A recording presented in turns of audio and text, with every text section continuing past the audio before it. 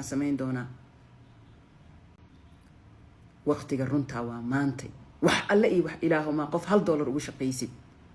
daqiiqadaas aadan ku dhaafin oo wax qabatay baaraf horumarka weyn oo raadinaysid waa qayb kamida picture-ka tomorrow marka maxaa qabataa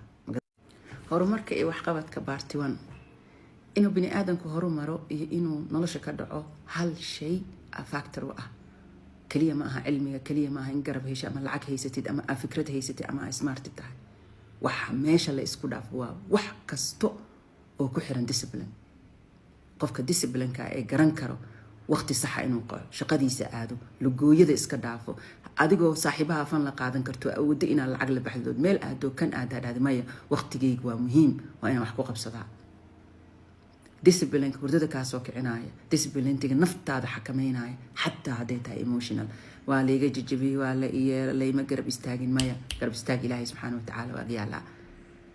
discipline-ka la isku dhaafay isweydii marka magadaala wax kasta u dhigataa hadhootiyaan sameynaa berriyay tahay hebel aa ii qabanaa kan waayo office-ka hadhootiyaan aadaa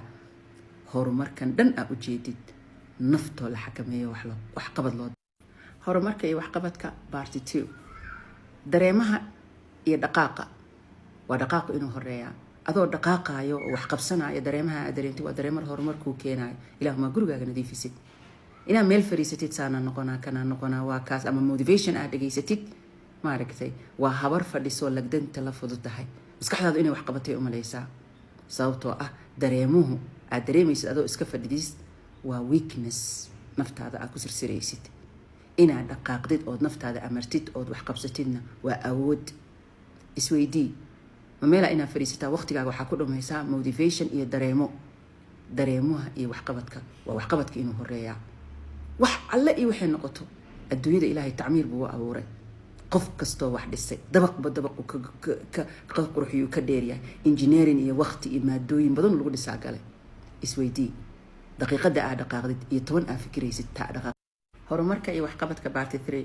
xanuunka ka yimaado discipline-tiga iyo inaad naftaada amartid ee daqiiqadaas wax qabato waa daqiiqado inaad jiifatid oo nasatid ay ka xiran tahay xanuunka ka yimaado inaad waqtiga iska dhumisid oo naftaada discipline gareyn karinna waa sanado iyo waqti adiga kaa dhumay naftaadu markay fadhido ay ku leedahay hadhowtiyaa sameynay kana sameyn doontaa ogow waa adigoo gurigaaga isku soo xiray gurigaaguna uu gaal shira ku yahay sijin prison inaad ku jirtid oo kale waa ay naftaada gelisay daqiiqada ah isla markaas nafta amartid aa wax qabatidna waa maalin cusub iyo waxqabad cusub iyo hal darajo ood kor u kacday dadaa waxaa jiro waqti hebel aan wax qaban doonaa markaasaan meel gaari doonaa markaan Yurub tagaan samayn doonaa waqtiga runta waa maantay wax alle iyo wax ilaahu ma qof $1 ugu shaqaysid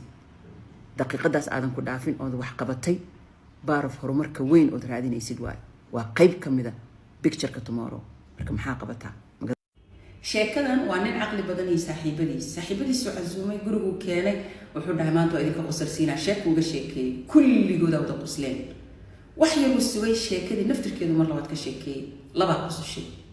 xoogaa haddana sugay sheekadii naftirkeedu ku celiyay meeshii dhan shib waa asaal la yaabaya waa la fiirinayaa